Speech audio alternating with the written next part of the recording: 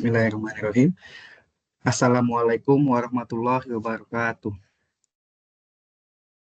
Alhamdulillah, pada kesempatan ini saya Subhan, saya akan menyampaikan salah satu materi mengenai manajemen resiko dan enterprise risk, yakni mengenai market risk. Sebelumnya, eh, saya akan menjelaskan mengenai resiko secara umum, ya Bapak Ibu. Eh, Seperti yang kita tahu bahwa eh, resiko itu sudah sangat melekat pada seluruh kegiatan dari semua perusahaan, terutama dari eh, perusahaan industri keuangan, ya Bapak Ibu. Seperti yang kita tahu bahwa OJK sendiri sudah membuat POJK atau peraturan OJK nomor 18 garing POJK 03 garing 2016, yakni mengenai penerapan manajemen risiko bagi bank umum. Adapun risiko yang disampaikan berdasarkan POJK tersebut antara lain ini ada 8, Bapak Ibu ya. Yang pertama itu adalah risiko kredit, kemudian risiko pasar, risiko likuiditas, risiko operasional, risiko hukum, risiko reputasi, risiko strategik, dan risiko kepatuhan. Dari keseluruhan risiko yang sudah saya sebutkan tadi, sebenarnya ada salah satu risiko di perbankan itu yang sangat erat kaitannya dengan risiko-risiko lainnya, yakni mengenai risiko pasar atau market risk. Eh, Risiko pasar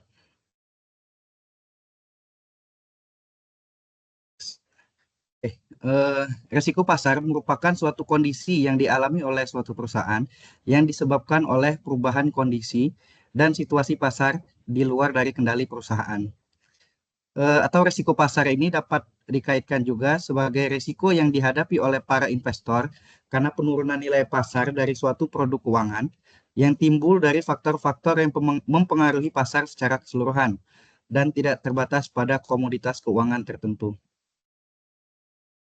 Resiko pasar muncul karena ketidakpastian dalam ekonomi, gejolak politik, faktor geografis, atas atau terjadinya resesi dan hanya dilindungi nilai, namun tidak dapat dihilangkan dengan diversifikasi. Atau secara umum bisa kita simpulkan bahwa resiko pasar ini merupakan suatu risiko kerugian yang muncul akibat dari fluktuasi nilai pasar dari instrumen keuangan. Misalnya terkait dengan perubahan suku bunga, perubahan nilai tukar mata uang, atau harga saham, atau harga komoditas yang anjlok atau naik suatu waktu. Resiko ini sering terjadi ketika ada perubahan yang signifikan dalam kondisi ekonomi atau pasar keuangan secara global. Seperti yang sudah disampaikan sebelumnya, risiko pasar atau market risk ini memiliki keterkaitan dengan risiko-risiko yang lain. Misalnya risiko kredit ya. Pada saat eh, kondisi pasar sedang jelek atau sedang jatuh, maka nilai aset yang dijadikan agunan atau pinjaman oleh nasabah itu bisa turun. Sehingga akibatnya apa? Akibatnya akan menyebabkan terjadinya risiko kredit. Nah, kalau risiko kredit sudah terjadi, maka eh, debitur atau nasabah dari bank akan kesulitan untuk membayar kewajiban di bank, sehingga hal inilah yang menyebabkan risiko kredit bagi bank. Kemudian keterkaitannya dengan risiko likuiditas, yaitu misalnya fluktuasi harga pasar yang sangat ekstrim, sehingga mempengaruhi lembaga keuangan atau dalam hal ini perbankan untuk menjual asetnya tanpa mengalami kerugian besar, yang mana akhirnya secara tidak langsung hal ini akan menyebabkan terjadinya risiko likuiditas. Kemudian risiko pasar ini juga erat kaitannya dengan risiko operasional, yakni saat pasar mengalami volatilitas tinggi yang menyebabkan akan terjadinya tekanan operasional di perbankan. Mungkin contohnya adalah kegagalan teknis dalam pemrosesan transaksi pasar yang mungkin yang volumenya nilainya cukup besar, atau resiko pasar ini juga dapat berkaitan erat dengan risiko reputasi. Ya, seperti kita tahu bahwa bank itu sebagai suatu institusi yang berkaitan erat dengan reputasi, karena bank itu sebagai suatu lembaga yang eh, memegang amanah, ya ini memegang amanah dari nasabah-nasabah yang menitipkan dananya ke bank. Sehingga jika terjadi suatu kondisi pasar yang bergejolak, tentunya secara tidak langsung akan membuat kepercayaan dari nasabah maupun daripada investor itu akan menurun, karena lembaga keuangan itu atau perbankan itu mengalami dampak akibat dari resiko pasar tadi. Ini salah satu contoh ya Bapak Ibu ya, eh, terkait dengan resiko pasar yang pernah terjadi, yakni di tahun 2006 2007. Mungkin Bapak Ibu ingat ya, ini terkait dengan subprime krisis mortgage subprime mortgage, yakni di Amerika Serikat. Ini salah satu cuplikan dari surat kabar yang ada di Amerika ya, yang menyatakan bahwa subprime krisis, yakni pada akhir tahun 2006 dan paruh pertama tahun 2007, harga rumah sangat merosot dan menyebabkan gagal bayar oleh peminjam hipotek subprime, mulai mempengaruhi industri keuangan secara keseluruhan. Ketika peminjam hipotek gagal membayar hipotek mereka, lembaga keuangan yang secara aktif memperdagangkan hipotek ini eh, serta sekuritas yang mendukung atau didukung oleh hipotek mulai mengumumkan atau mulai mengalami kerugian besar. Kerugian akibat penurunan nilai hipotek subprime dan sekuritas yang didukung hipotek ini bahkan sudah mencapai 1 triliun dolar ya, di seluruh dunia hingga pertengahan tahun 2019. Investment bank dan perusahaan sekuritas adalah pelaku utama dari perdagangan sekuritas berbasis hipotek. Ketika peminjam hipotek gagal bayar, maka investment bank sangat terpukul dan mengalami kerugian besar, serta sekuritas yang mendukung di belakangnya. Mungkin bisa dilihat dalam ilustrasi yang ada, itu subprime ini atau risiko pasar ini terjadi saat suku bunga atau Amerika Serikat itu menaikkan suku bunganya ya, sehingga menyebabkan nilai-nilai rumah pada saat itu anjlok, sehingga mengakibatkan eh, rumah-rumah yang menjadi jaminan di bank juga mengalami turun nilainya, dan secara global itu mengakibatkan nasabah atau end user yang meminjam di bank itu kesulitan untuk membayar kewajibannya, sehingga terjadilah apa ya, terjadilah kolaps pada saat itu dari beberapa perbankan yang terdampak akibat dari kenaikan suku bunga di tahun 2008. Itu kejadiannya di Amerika. Hal ini juga berdampak juga kepada kondisi keuangan yang ada di Indonesia pada saat itu ya.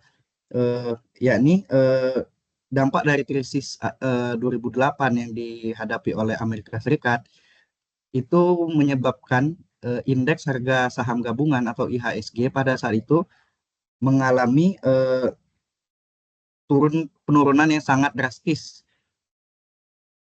sehingga apa akibatnya pasar global pada saat itu menjadi kacau ya, menjadi eh,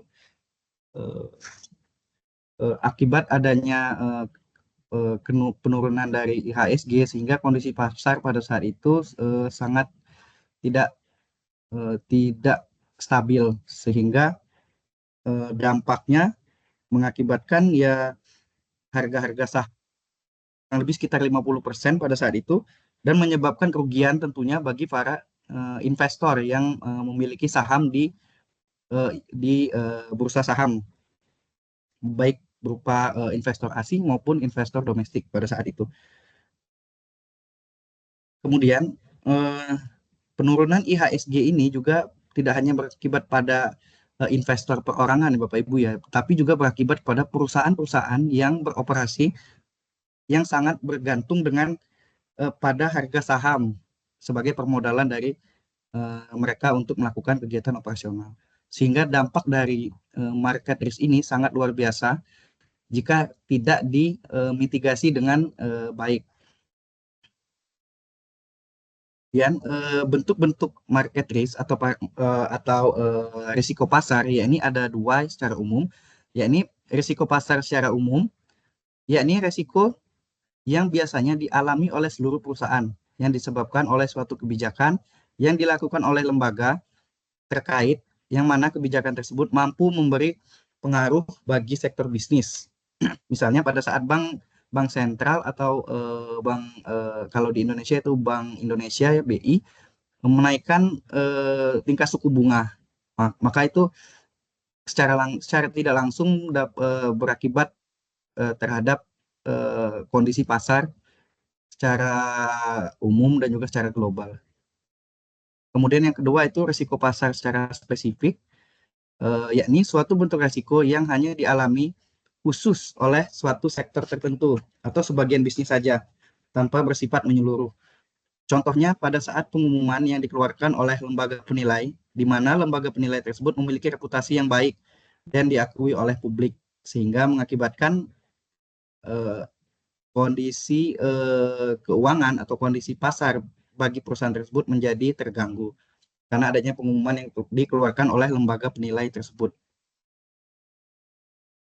Kemudian risiko pasar secara umum tadi itu eh, ada kurang lebih ada 5 jenis ya Bapak Ibu ya. Yang pertama itu risiko nilai tukar mata uang asing. Kemudian yang kedua itu risiko interest rate atau risiko suku bunga. Yang ketiga itu commodity position risk atau risiko perubahan nilai komoditas. Kemudian equity position risk atau risiko perubahan permodalan atau kekayaan. Dan yang terakhir itu adalah risiko politik.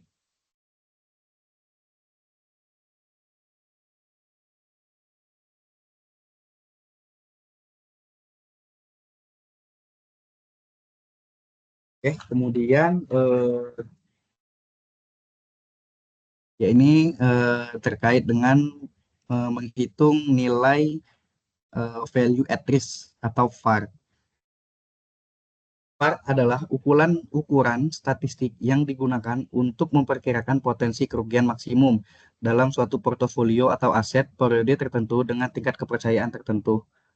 Misalnya, eh, jika suatu portofolio itu memiliki VAR satu hari sebesar 1 juta US dollar dengan tingkat kepercayaan 99%, ini artinya bahwa ada kemungkinan 1% kerugian yang dialami dalam satu hari, yakni sebesar 1 juta US dollar.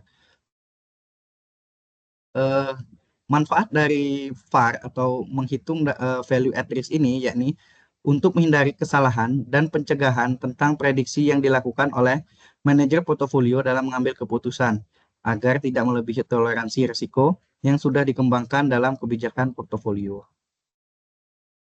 Eh, Teknik perhitungan value at risk ada kurang lebih ada 3 metode ya. Yang pertama itu metode varian kovarian, yang kedua metode historis, yang ketiga itu simulasi Monte Carlo. Yang pertama kita akan masuk ke metode varian dan kovarian. Metode ini mengasumsikan bahwa perubahan harga aset atau portofolio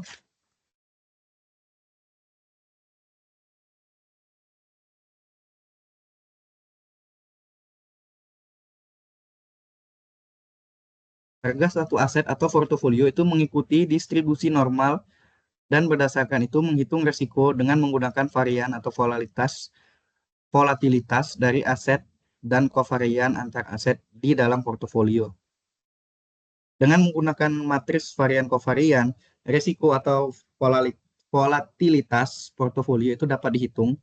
Ini dengan rumus sebagai berikut ya. Varian portofolio ini bisa dilihat di layar ya Bapak Ibu ya. Nah, ini adalah rumus untuk menghitung varian portofolio dengan metode varian kovarian.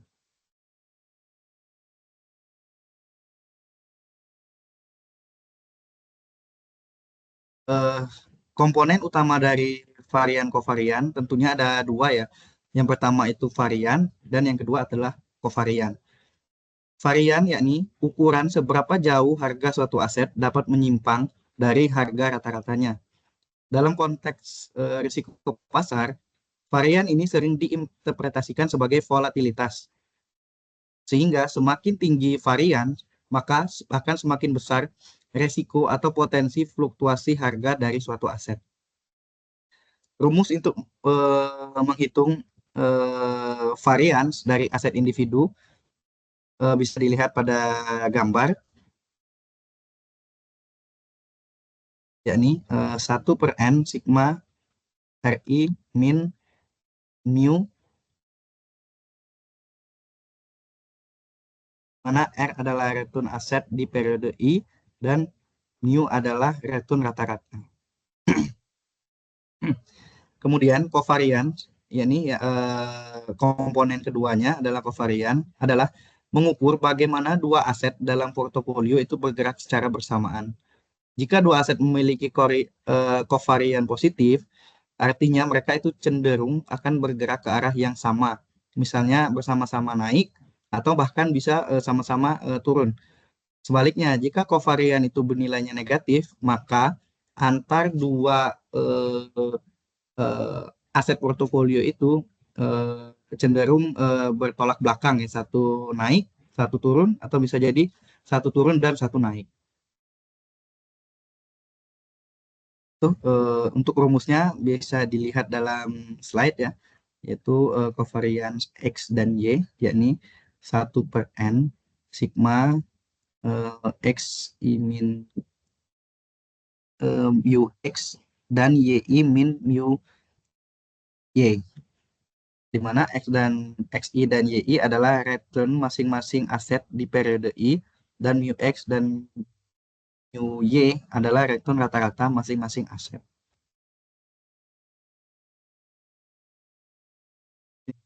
Contoh soalnya ya.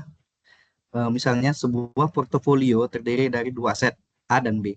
Aset A memiliki volatilitas atau standar deviasi itu 5%, dan aset B memiliki volatilitas atau standar deviasi 10%. Kovarian antara A dan B adalah 0,002. Jika 50% dari portofolio diinvestasikan di A dan 50% lagi diinvestasikan di portofolio B, maka volatilitas portofolio dapat dihitung dengan menggunakan rumus di atas untuk memperoleh risiko keseluruhan dari portofolio. Oke, tadi untuk yang metode pertama adalah varian kovarian. Kemudian yang kedua itu adalah metode historis. Metode historis atau disebut juga historical simulation adalah salah satu pendekatan yang digunakan untuk mengukur market risk atau risiko pasar, terutama untuk menghitung value at risk atau VAR. Pendekatan ini tidak mengasumsikan distribusi probabilitas tertentu, misalnya seperti metode varian kovarian yang sebelumnya ya, melainkan metode ini menggunakan data historis untuk menghitung atau memproyeksikan harga di masa depan atau di masa yang akan datang. Dengan kata lain, metode ini mengandalkan kejadian yang atau historikal yang ada di masa lalu untuk memprediksikan berapa potensi kerugian yang bisa kita alami di eh, masa yang akan datang. Metode historis ini sering digunakan atau cocok digunakan dalam tiga kondisi ya secara umum, yakni yang pertama saat ada data historis yang cukup panjang dan representatif. Jadi kalau kita memiliki data historical terkait harga saham yang cukup lama ke belakang, maka sangat cocok kita untuk menghitung VAR-nya menggunakan metode historis. Kemudian kondisi yang kedua itu asumsi bahwa data di masa lalu mencerminkan resiko di masa depan yang cukup valid. Kemudian kondisi yang ketiga, tidak ingin membuat asumsi distribusi teoritis seperti distribusi normal. Kemudian langkah-langkah untuk menghitung market risk dengan metode historis,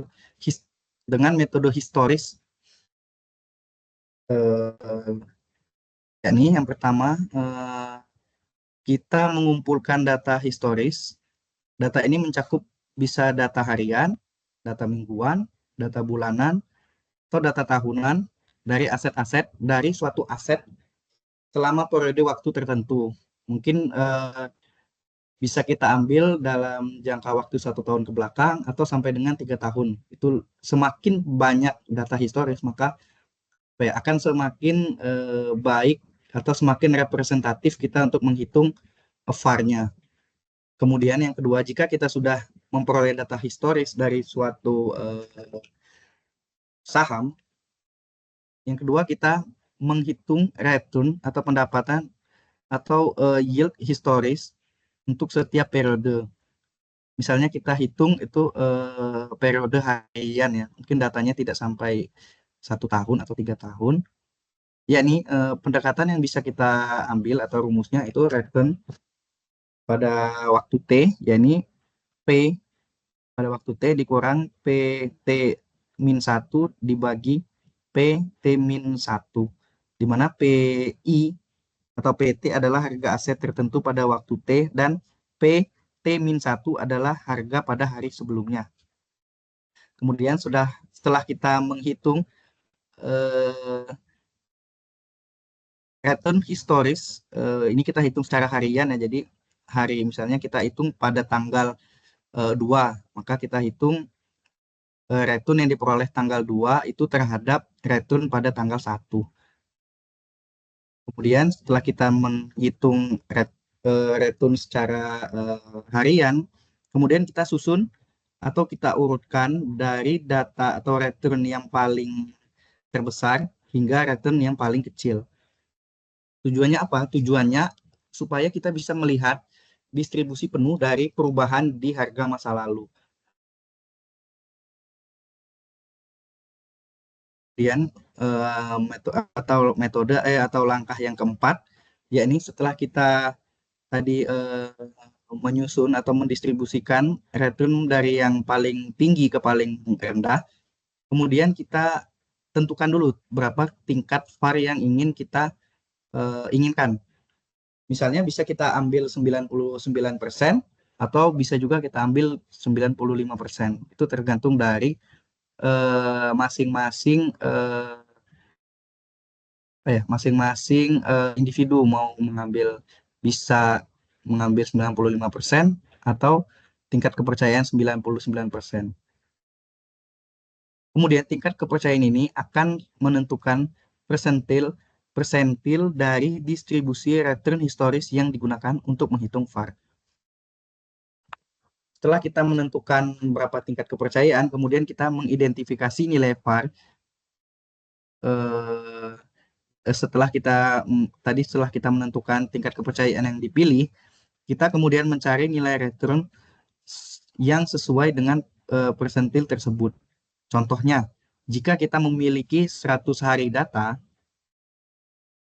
dan kita ambil tingkat kepercayaan kita 95%, maka return yang terburuk adalah return ke 5.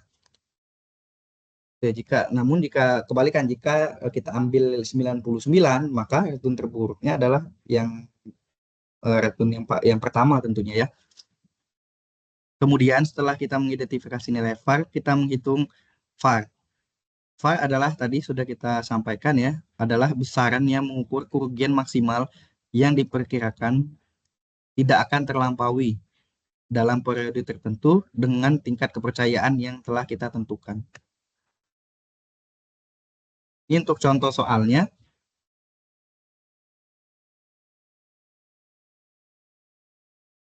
Misalnya kita memiliki data return harian untuk sebuah portofolio itu selama 100 hari ke belakang. Dan Anda ingin menentukan VAR dengan tingkat kepercayaan 95%,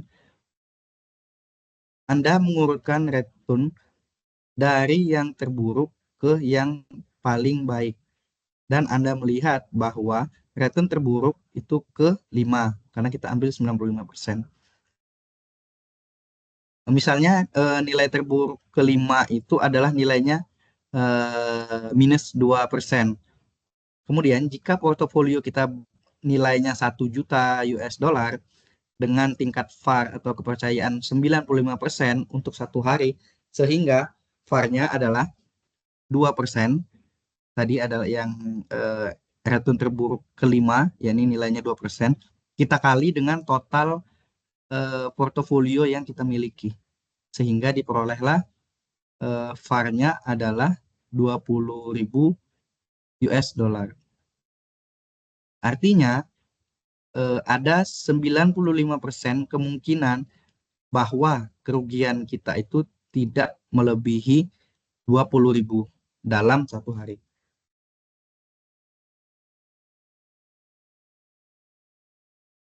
Oke, jika tadi adalah metode perhitungan dengan metode historis, yakni historical atau riwayat harga saham periode sebelumnya. Kemudian ya metode yang ketiga ini adalah metode Monte Carlo. Metode ini memanfaatkan simulasi acak untuk memperkirakan VAR atau metrik risiko lainnya dengan menghasilkan berbagai skenario pasar di masa depan. Monte Carlo sering digunakan untuk menangkap ketidakpastian yang lebih kompleks dibanding dengan metode lain, seperti historical simulation atau varian kovarian, terutama ketika ada banyak faktor risiko atau ketika distribusi return tidak mengikuti pola distribusi yang normal. Pada metode Monte Carlo, ini merupakan metode yang paling baru lah dianggap paling efektif dibandingkan dengan metode-metode sebelumnya. Metode ini memungkinkan distribusi dan sekuritas non-linier apapun. Namun, metode ini membutuhkan penggunaan teknologi dan pemahaman yang sangat baik tentang proses stokastik yang digunakan. Simulasi Monte Carlo ini sangat cocok digunakan pada situasi berikut. Yang pertama itu ketika portofolio memiliki banyak aset atau memiliki instrumen yang kompleks seperti derivatif. Kemudian yang kedua adalah ketika distribusi return aset tidak mengikuti distribusi normal. Yang ketiga, ketika ingin mempertimbangkan skenario risiko yang bervariasi atau yang ekstrim. Dan yang keempat, saat memodelkan risiko yang tidak hanya bergantung pada volatilitas historis, tetapi juga risiko yang terkait dengan ketidakpastian yang akan terjadi di masa depan. Ini untuk contoh soalnya. Misalnya seorang manajer risiko ingin menghitung one day VAR dari portofolio yang terdiri dari saham dan obligasi. Mereka memutuskan untuk melakukan 10.000 simulasi. Kemudian langkah-langkah yang diambil adalah sebagai berikut. Yang pertama itu mengasumsikan bahwa return saham dan obligasi mengikuti distribusi normal dengan min 5% dan 3%, serta volatilitas masing-masing adalah 20% dan 5%.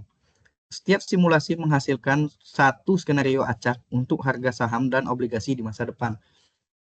Setelah 10.000 simulasi, distribusi return harian dan portofolio disusun. Dari distribusi inilah akan diambil persentil ke-5, diambil untuk menghitung VAR pada tingkat kepercayaan 95%. Misalnya, jika return terburuk itu kita peroleh 3%, return terburuk kelima ya, misalnya dari data itu 3%, maka VAR untuk menghitung portofolio tersebut adalah kerugian 3% dari nilai portofolio. Itu caranya sama seperti yang menghitung pada metode historis tadi ya. Tinggal kita kalikan saja 3% dikalikan dengan total portofolio yang kita miliki. Maka itulah kerugian maksimal yang kemungkinan kita hadapi dalam satu hari. Kemudian ada satu metode lagi sebenarnya. Selain metode varian kovarian, metode historis, sebelumnya metode simulasi Monte Carlo, ada lagi yaitu satu metode yakni expected shortfall atau IS. IS juga dikenal sebagai conditional value at risk atau CVAR, adalah nilai rata-rata kerugian yang diperkirakan terjadi pada kondisi pasar yang lebih buruk pada tingkat VAR yang telah ditentukan. Atau dengan kata lain, IS ini untuk mengukur ekspektasi kerugian jika terjadi kejadian yang sangat ekstrim pada pasar. Kejadian tersebut di luar dari batas kerugian yang sudah kita ukur dengan menggunakan metode VAR sebelumnya. Contohnya, eh, jika VAR pada tingkat kepercayaan 95% adalah 100.000 US dollar, maka VAR menunjukkan bahwa ada 5% kemungkinan kerugian kita itu akan melebihi 10.000 US dollar. Dengan metode expected shortfall atau IS ini, maka akan memberitahu berapa rata-rata kerugian yang bisa kita alami di luar VAR tersebut. Atau dengan kata lain, rata-rata kerugian jika kita berada di 5% terburuk dari skenario pasar yang kita prediksi. Untuk rumusnya bisa dilihat pada slide. IS alpha sama dengan I. I ini adalah nilai ekspektasi rata-rata. Kerugian dikurangi kerugian di atas VAR. Ini untuk contoh soalnya ya. Misalnya sebuah portofolio memiliki distribusi return harian dan setelah perhitungan VAR pada tingkat kepercayaan 95%, diketahui bahwa VAR adalah kerugian sebesar 50.000 US dollar.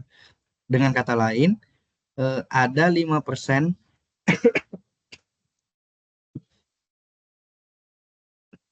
dengan kata lain, ada 5% kemungkinan kerugian kita itu bisa lebih dari 50% dalam satu hari. Dari soal di atas, langkah selanjutnya adalah kita melihat return harian di 5% terburuk di luar dari VAR. Misalnya, kita peroleh data return di 5% terburuk, antara lain itu adalah 60.000, minus 70.000, minus 80, minus 90, dan minus 100. Rata-rata dari kerugian di 5% terburuk ini adalah,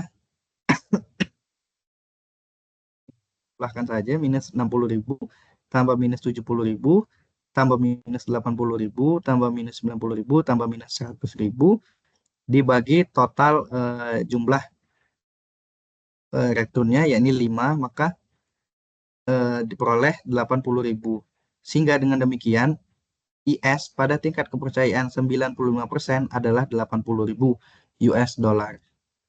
Hal ini berarti jika kerugian melebihi VAR, yakni 50% yang sudah kita hitung tadi, dengan tingkat kepercayaan 95%, maka rata-rata kerugian di atas VAR tersebut bisa menjadi 80 US dollar. Oke, tadi adalah terkait metode perhitungan market risk. Kemudian yang terakhir, materi selanjutnya yaitu tentang BIS Standardized Framework. Apa itu BIS Standardized Framework? Yakni adalah suatu pendekatan yang digunakan untuk mengukur market risk atau risiko pasar dalam kerangka regulasi keuangan internasional, terutama bagi bank dan lembaga keuangan. Standar ini ditetapkan oleh Bank for International Settlement atau BIS melalui Basel Committee on Banking Supervision atau BCBS. Penetapan framework atau kerangka Eh, BIS ini tujuannya untuk memastikan bahwa bank memiliki modal yang cukup untuk mengantisipasi risiko-risiko pasar yang bisa terjadi dan untuk menjaga stabilitas sistem keuangan secara global. BIS Standardized Framework adalah suatu pendekatan regulasi yang digunakan di bawah peraturan Basel III bersama dengan pendekatan lain seperti Internal Model Approach atau IMA yang memungkinkan bank untuk menggunakan model internal mereka sendiri selama mendapatkan persetujuan dari otoritas pengawas di negara tersebut. BIS Standardized Framework atau dengan kata lain suatu pendekatan yang disederhanakan untuk mengukur market risk bagi bank dan lembaga keuangan lainnya di bawah regulasi Basel III. Basel III.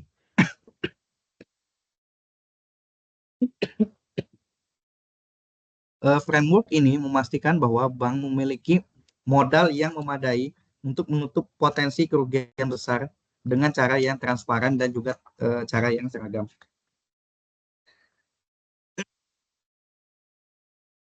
Tujuan dari BIS Standardized Framework secara umum itu ada tiga. Yang pertama itu tujuan penetapan ini adalah yang pertama itu untuk mengukur dan mengelola market risk. Framework ini digunakan untuk menghitung capital charge atau modal yang harus disiapkan oleh bank untuk mengantisipasi kerugian akibat pergerakan nilai eh, pergerakan nilai harga pasar. Misalnya terjadinya kenaikan suku bunga atau resiko ekuitas, resiko nilai tukar, dan resiko komoditas. Kemudian tujuan yang kedua, yakni untuk menyederhanakan perhitungan risiko. Framework ini memberikan standar perhitungan risiko yang lebih mudah dipahami dan lebih mudah diterapkan secara seragam oleh seluruh lembaga keuangan yang ada di dunia. Sehingga framework ini dapat memfasilitasi eh, komparabilitas antar lembaga keuangan. Kemudian tujuan yang ketiga itu untuk mengatasi ketergantungan pada model internal. Bank yang tidak memiliki kapasitas untuk mengembangkan model risiko internal yang rumit bisa menggunakan pendekatan standar ini yang sudah ditetapkan secara global.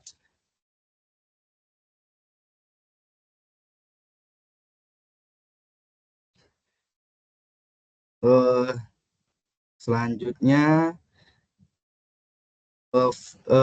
apa sih komponen utama market risk dalam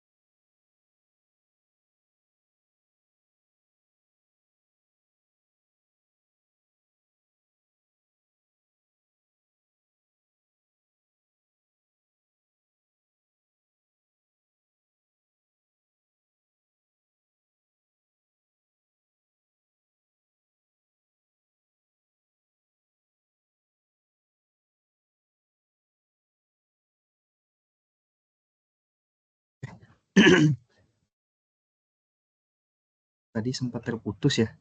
Eh, Tadi lanjut lagi terkait dengan komponen komponen utama dalam komponen utama market risk dalam BIS Standardized Framework. Yang pertama itu ada risiko suku bunga, kemudian ada risiko ekuitas, ada risiko nilai tukar, dan terakhir adalah risiko komoditas. Risiko suku bunga yakni berkaitan dengan fluktuasi suku bunga yang mempengaruhi nilai instrumen keuangan yang berbasis bunga, misalnya obligasi atau instrumen utang lainnya.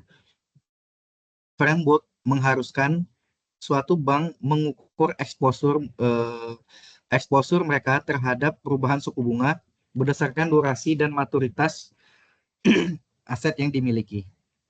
Kemudian komponen yang kedua itu adalah risiko ekuitas, yakni risiko yang timbul akibat perubahan harga saham atau instrumen ekuitas lainnya. Misalnya eh,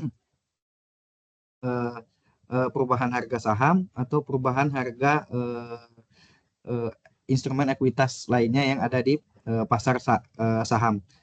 Bank diharuskan untuk menghitung capital charge berdasarkan eksposur portofolio mereka terhadap pasar saham dengan memperhitungkan volatilitas pasar sekuritas. Kemudian komponen yang ketiga yakni fluktuasi dalam nilai tukar atau risiko nilai tukar, yakni fluktuasi nilai tukar mata uang asing yang menyebabkan kerugian pada portofolio yang memiliki eksposur lintas mata uang. Framework mengharuskan bank untuk menghitung capital charge berdasarkan eksposur terhadap perubahan nilai tukar mata uang tersebut. Dan yang terakhir adalah risiko komoditas. Risiko komoditas terkait dengan perubahan komoditas di dunia, misalnya komoditas minyak, logam, eh, tambang, atau bahan mentah lainnya. Bank dengan exposure terhadap komoditas diwajibkan eh, untuk menghitung modal yang dimiliki untuk mengantisipasi pergerakan harga komoditas tersebut. Seperti yang kita tahu ya, bahwa komoditas seperti minyak, seperti tambang, ataupun bahan mentah atau bahan galian lainnya itu sangat rentan terhadap fluktuasi harga pasar, sehingga bank yang memiliki konsentrasi penyaluran kredit pada sektor tersebut diwajibkan memiliki komposisi modal yang lebih untuk mengantisipasi harga gejolak harga komoditas yang ada di pasar. Oke, kemudian selanjutnya adalah BIS regulation. BIS melalui rangkaian peraturan Basel, yakni Basel 1 sampai dengan Basel 3, telah menciptakan kerangka regulasi global untuk bank. Peraturan-peraturan ini dirancang untuk memastikan bahwa bank dapat mempertahankan modal yang memadai berdasarkan risiko yang mereka hadapi dan tetap stabil selama kondisi pasar yang sulit.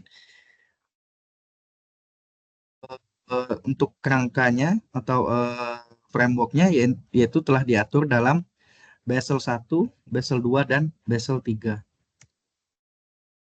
Basel 1, pertama kali Basel 1 itu diperkenalkan pada tahun 1988. Fokus utama Basel 1 adalah untuk menetapkan persyaratan modal minimum yang berbasis resiko kredit.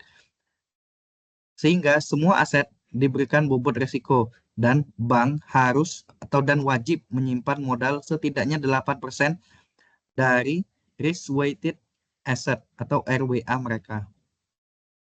Kemudian setelah Basel 1 muncullah regulasi diperbarui lagi melalui Basel 2. Yani Basel 2 itu diperkenalkan pada tahun 2004. Basel 2 memperluas kerangka yang diatur dalam Basel 1, yakni dengan menambahkan resiko pasar dan resiko operasional ke dalam perhitungan modal. Sehingga Basel 2 ini memiliki 3 pilar utama ya. Yang pertama itu persyaratan modal minimum untuk risiko kredit, risiko pasar, dan risiko operasional. Pilar yang kedua yaitu proses review supervisi, sehingga memungkinkan otoritas pengawas untuk menilai seberapa baik bank dalam mengelola risiko mereka di luar dari persyaratan modal minimum yang sudah ditentukan pada pilar 1. Kemudian pilar yang ketiga adalah disiplin pasar, yang mendorong transparansi dan pengungkapan risiko kepada regulator dan kepada publik. Kemudian setelah Basel 2 pada tahun 2004 kemudian diperbarui lagi, yakni pada tahun 2008 melalui Basel 3. Pada tahun 2008 itu setelah terjadinya krisis keuangan di tahun 2008, ya salah satunya tadi mungkin disebabkan karena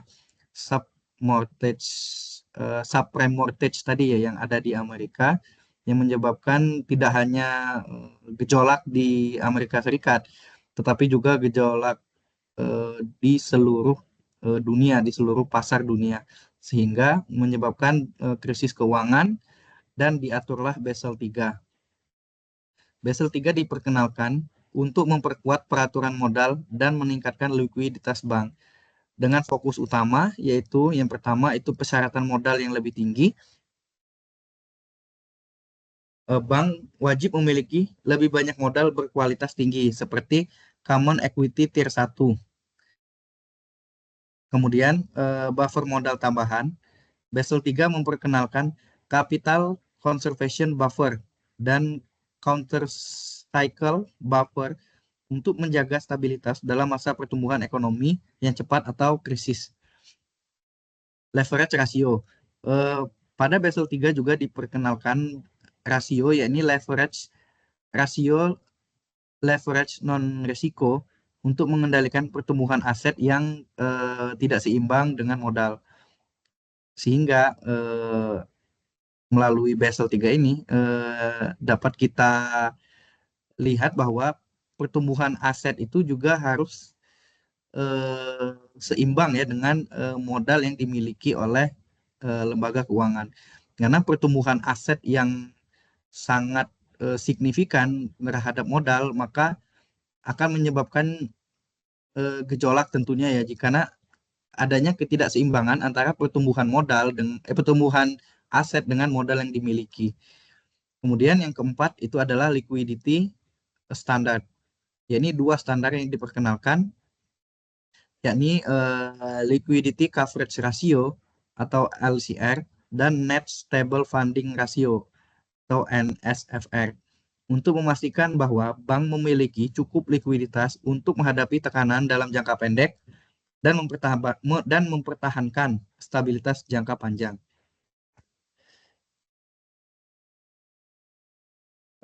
Bisa dilihat pada gambar ya, itu ada 3 pilar dalam Basel III. Yang pertama itu minimum capital requirement, yang kedua supervisory review, dan yang ketiga itu market discipline.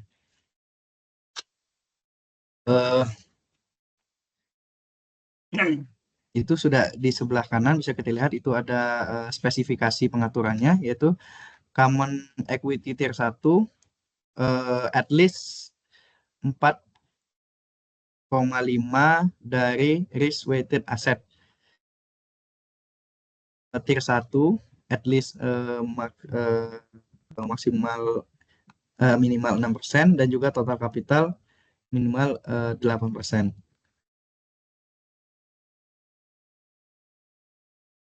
Kemudian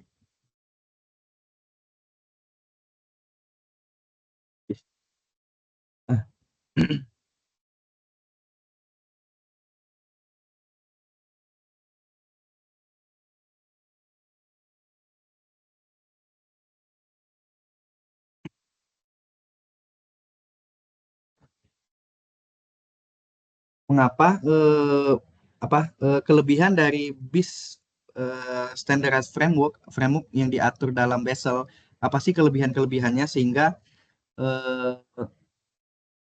membuat seluruh bank itu wajib itu mengikuti peraturan yang sudah diatur di Basel III atau Basel 1 dan 2, yakni kelebihannya adalah sederhana dan konsisten.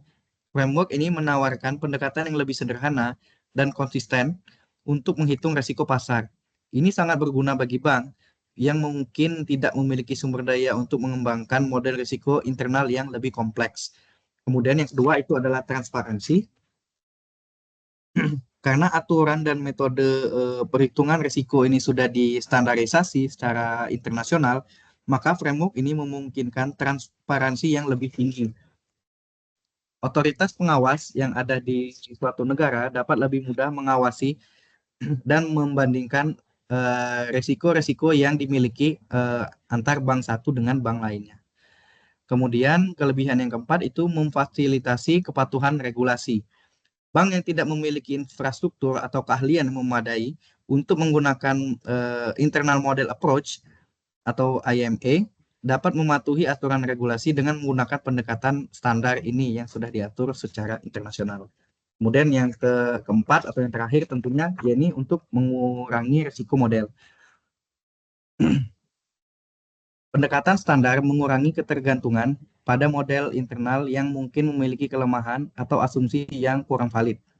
Dalam beberapa kasus, model internal dapat menyebabkan penurunan risiko karena tidak memperhitungkan skenario pasar ekstrim.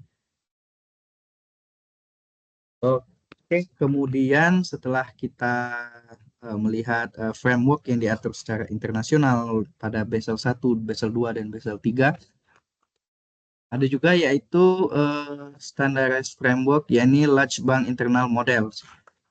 Large Bank Internal Model atau model risiko internal yang digunakan oleh bank-bank besar untuk menghitung modal yang diperlukan guna mengantisipasi potensi kerugian dari berbagai risiko, terutama risiko kredit, risiko pasar, dan juga risiko operasional.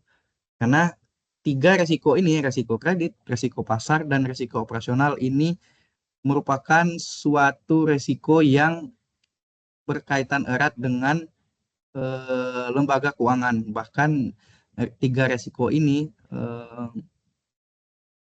sangat sering ditemui ya dalam kegiatan operasional perbankan, sehingga tiga resiko ini setiap bank itu harus memiliki satu sistem atau suatu metode untuk memitigasi agar resiko kredit, resiko pasar, dan resiko operasional ini dampaknya tidak terlalu besar bagi bank tersebut.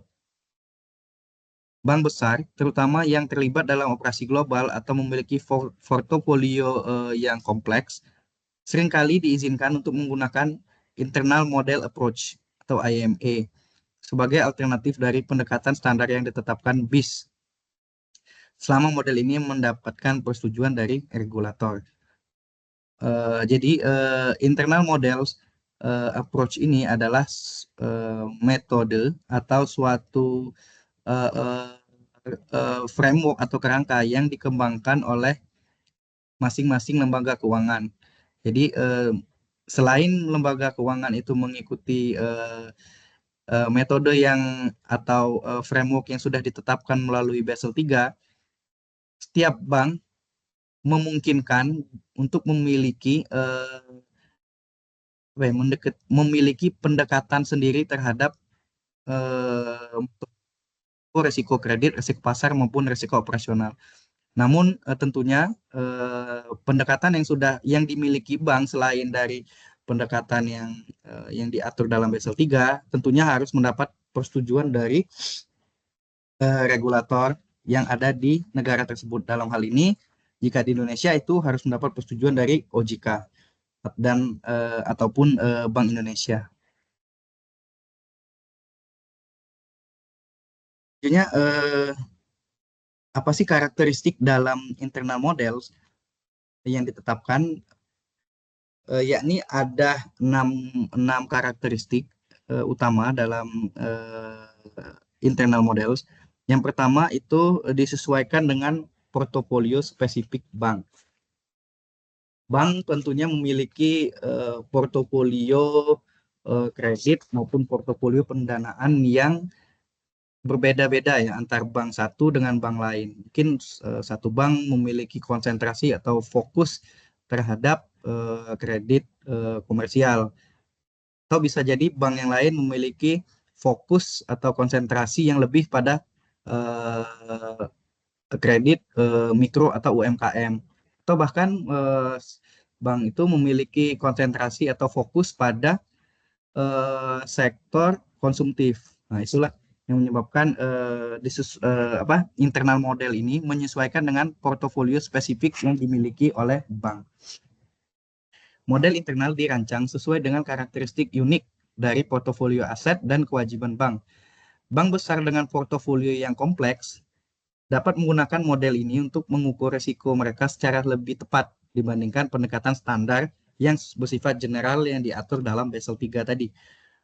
Kemudian yang kedua adalah karakteristiknya, yakni penggunaan data historis. Internal model memungkinkan data historis bank untuk memperkirakan volatilitas dan memungkinkan kerugian yang akan dialami oleh bank di masa yang akan datang. Misalnya untuk model value at risk atau VAR atau expected shortfall atau IS diandalkan untuk memprediksi potensi kerugian di bawah kondisi pasar yang ekstrim.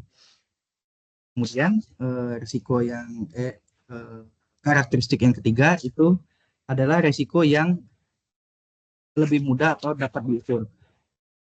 Bank besar biasanya memiliki model internal yang terpisah untuk berbagai jenis risiko.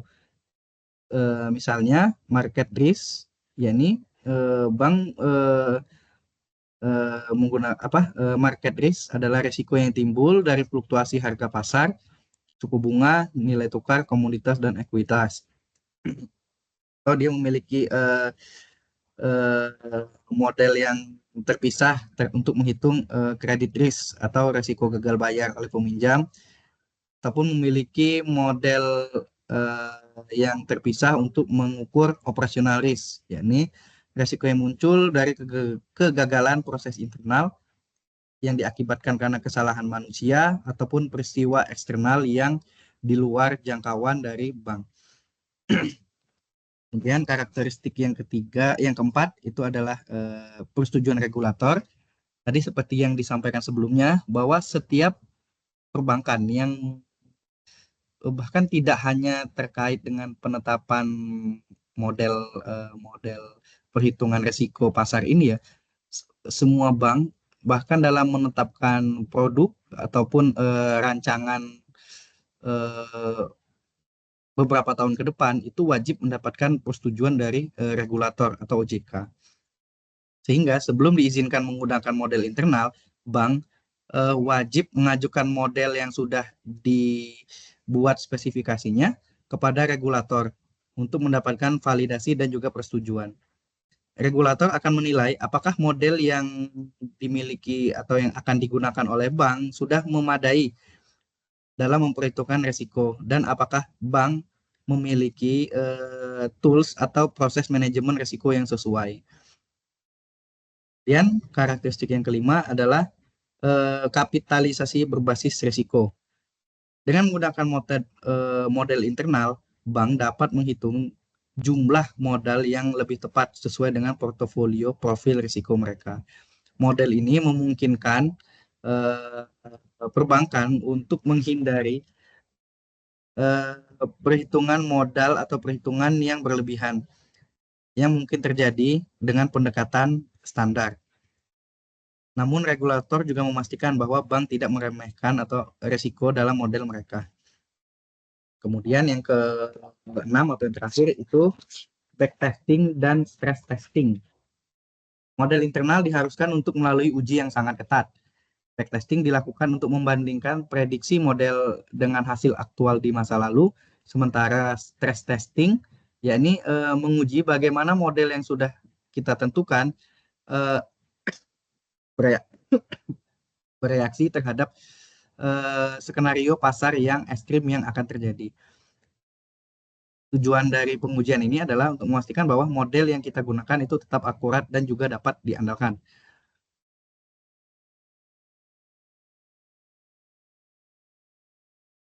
Oke, mungkin sekian materi saya mengenai risiko pasar.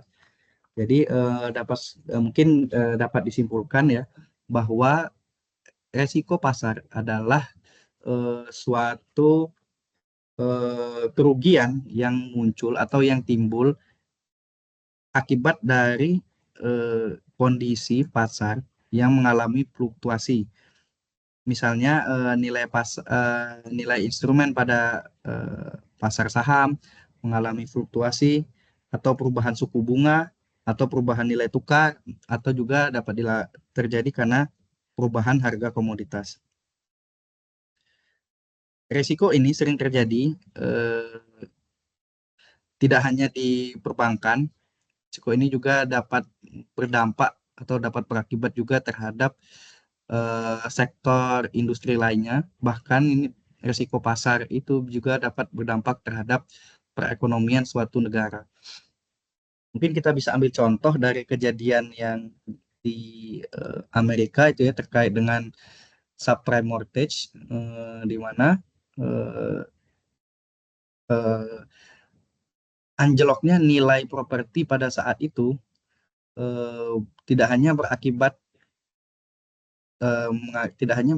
pada kondisi keuangan di Amerika Serikat saja, tetapi juga berdampak pada kondisi keuangan secara global. Bahkan itu juga berdampak kepada kondisi pasar IHSG yang ada di Indonesia pada saat itu. Mungkin kita tarik lebih jauh lagi terkait dengan kondisi pasar itu saat terjadi krisis moneter tahun 1998. Mungkin itu adalah satu kejadian yang kejadian risiko pasar yang mengakibatkan tidak hanya di sektor perbankan saja ya pada saat itu, tetapi juga berakibat pada seluruh aktivitas perekonomian di Indonesia pada saat itu. Bahkan dampaknya juga tidak hanya pada saat itu saja, bahkan dampak dari krisis moneter 98 itu juga apa ya, bisa kita rasakan sampai dengan saat ini ya. Mungkin bisa saya sampaikan sedikit, krisis moneter di Asia dimulai pada Thailand pada tahun 1997 sehingga menyebar ke negara-negara lain pada saat itu, termasuk juga Indonesia. Sehingga pada saat itu nilai tukar rupiah itu mengalami devaluasi atau mengalami kenaikan yang sangat tajam terhadap nilai tukar US dollar pada saat itu ya.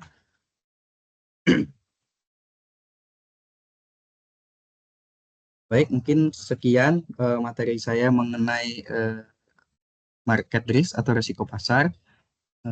Sebelumnya saya sampaikan permintaan maaf tadi sempat mengalami kendala ya di pertengahan. Eh, saya akhiri jika ada kesalahan pada penyampaian saya mohon maaf. Wabillahi taufik walhidayah. Wassalamualaikum warahmatullahi wabarakatuh.